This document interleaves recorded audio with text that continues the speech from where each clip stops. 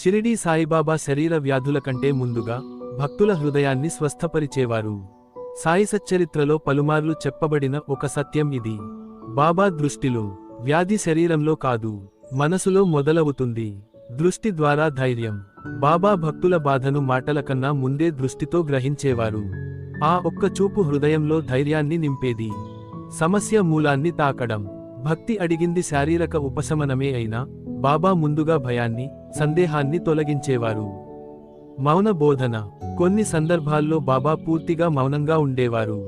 ఆ మౌనమే భక్తుల మనసుకు శాంతిని ఇచ్చేది. పరీక్షల ద్వారా శుద్ధి. దక్షిణ అడగడం, ఆలస్యం చేయడం, కఠినంగా స్పందించడం ఇవి శిక్షలు కాదు. సాయి సచ్చరిత్ర ప్రకారం ఇవి భక్తుల హృదయాన్ని శుద్ధి చేసే మార్గాలు. హృదయం శాంతిస్తే శరీరం సహజంగా స్పందిస్తుంది. సాయి సచ్చరిత్ర చెబుతున్నది, సాయిబాబా ఇచ్చిన స్వస్థత అద్భుతం కాదు, అది నమ్మకం, ధైర్యం, శాంతి, శ్రద్ధ, సబూరి. సాయిరాం సాయిరాం.